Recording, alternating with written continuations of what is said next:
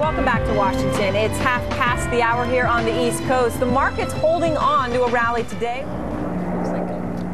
We've had the nation's top CEOs and business leaders weighing in all day today on what they want to hear, what they heard from the president. Did the president clear up any of the uncertainty that so many in the business world say is impacting their ability to make decisions? Joining us this afternoon, Mike Jackson, the chairman and CEO of AutoNation. Ron Kruszewski is the chairman and CEO of Stifel Nicolaus. Mort Zuckerman is the chairman and editor-in-chief of U.S. News and World Report. Mark Olson, Treliant Risk Advisors co-chairman and a former Federal Reserve Board governor, weighing in for the first time today. Also, Eric Schiffer, the CEO of 99-cent-only stores. And if that weren't enough, Stephen Reineman, the former chairman and CEO of PepsiCo, dean of the Wake Forest University Business School. Thanks to all of you for joining us on a really interesting day. Mike, you were in the room. You saw this without having to look through a television screen. What was it like inside? Well, first, congratulations to CNBC for putting together a remarkable hour. And I think John Harwood did a first-rate professional job. At the end of the day, though, I think it was a missed opportunity for the president and a missed opportunity for the country. I was looking for certitude and a sense of confidence that the president could pivot on around this hour talking about the economy, and he did not change his position on anything. And you're talking about taxes. You're talking about. Look, here's what I'd hoped to get for that meeting. Yeah. He says the economy is his #1 issue and jobs is his #1 issue. But those are just words. What I needed to hear is no more new initiatives around regulations, no new taxes for 2 years until we get this economy humming. And during those 2 years, we're going to figure out how to deal with the structural deficits. It's as simple as that. And those three things were not said in that hour. And I think that's where the anger and the frustration come from the American people. He's talking about cutting taxes in the long term for the middle class, which we may or may not be able to afford, and then changing all other kinds of tax policies over the next 2 years. Well, what we need is certitude and confidence.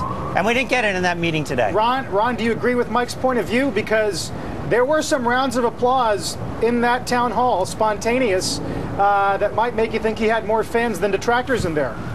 Well, he was elected president for his ability to handle meetings exactly like this. Frankly, I was one that was more critical of the president going in. What I heard, I didn't hear a lot, first of all. I think Jim Cramer was saying he was benign. What I heard him was not malign business. And so that was, he didn't malign people, and I thought that was a good thing. He did not talk about reduction of taxes, but that was completely offset by an almost hawkish tone on the deficit. Now, a lot of that's rhetoric, and a lot of that is exactly how you get elected. The execution of that's something different. But at the end of the day, it was sort of like buy the rumor, sell the news, maybe in reverse. I thought it was a non-event, except for the fact that his tone was clearly more conciliatory to business. I'd like to see him have a more conciliatory tone to a bipartisan solution. There's still a lot of politics. Net, I thought he did a pretty good job, as much as it pains me to say that. Well, look, grudging support is support, whether grudging or not. Mort Zuckerman, you were a big supporter, and you have been very frustrated with the president lately. What did you think?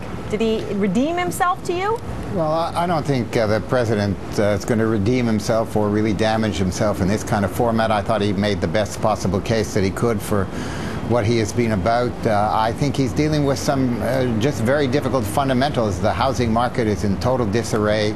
There are millions of homes where the mortgage exceeds the value of the home, another 8 million homes where the mortgage is within 5% of the value of the homes, huge numbers of homes that are in a process of foreclosure or default or delinquency. And if that market falls apart another 5 or 10%, that alone will produce an economic crisis in the country. We have a huge problem with jobs.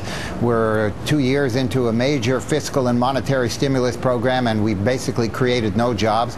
The real unemployment number is much higher than the headline unemployment number. Nobody knows the way to change that, and therefore he's involved in some very difficult things. This administration thinks that they have not been tough on business and maligning the business world. I think almost everybody that I know in the business world would disagree with that. So I welcome his tone, and I think he handled a lot of questions very well. But the fundamentals are still in place, and I still don't see where they're going to change in the short run. Indeed, even in the intermediate term, and we'll be lucky if we avoid another serious decline in the economy. Eric Schiffer, I want to get your point of view on what he said, so please address that. But also, to Mort's point, when you look at the real unemployment number, obviously it's running, what, 16, 18%. A lot of those people are your customers. Is the economy getting better or not? Well, in California, where we're based, it's even higher than 16 to 18%. And we see a lot of folks that have come to our store since the economy fell apart, so to speak, that were never in our store before.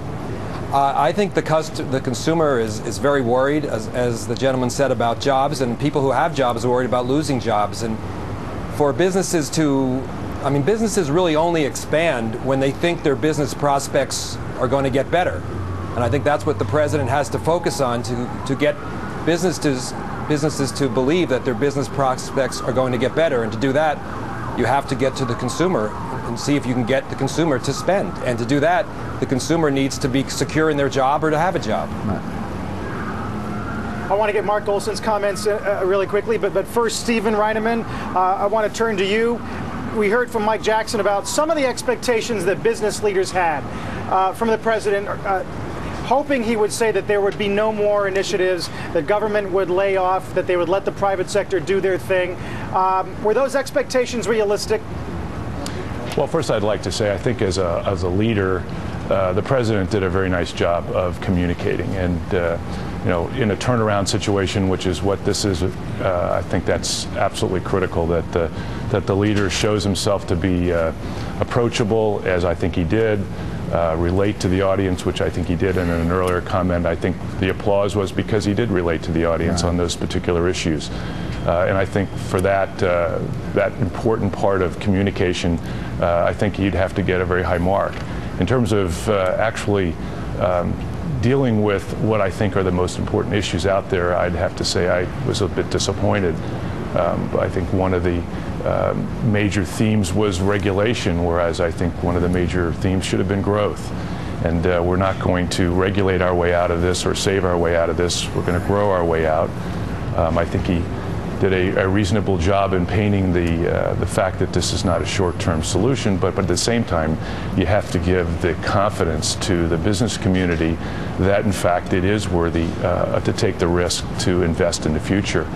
And although I think the attitude was certainly better than what many of us had expected it might be, I don't think he paints a picture of business as being a noble profession as he might a community organizer. And I think all professions need to be painted with the equal opportunity to contribute to society. And so I think he might have gone a little further in painting those of us in business as contributors to the solution. And fundamentally, I think it definitely shows that his belief of solving this problem is in government control and government programs and government leadership, when in fact it really needs to be a coalition of all of us pitching in to be successful.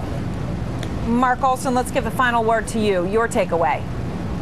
Well, if he could control the economy as well as he controlled that room, we'd be out of this thing right now, because he did a magnificent job. He is an excellent performer. But as other people have said, there was very much business as usual. I think that he didn't say anything new that I hadn't heard before, although he did reaffirm some things that people were questioning about. For example, what about his position on the carried interest issue? What about his position, for example, on extending the tax cuts for the highest wage earners? He was very firm in that. He didn't fall into any traps, but very much business as usual, I'm afraid. Yeah, people often say, like the man, don't like his policies, at least in the business world. That seems to be mirrored, at least on this panel. Mike Jackson, Ron Yashevsky, Mort Zuckerman, Eric Schiffer, Mark Olson, and Steve Reineman, thanks to all of you. We needed a few more people in that panel. Yes, Aaron Burnett. Yes.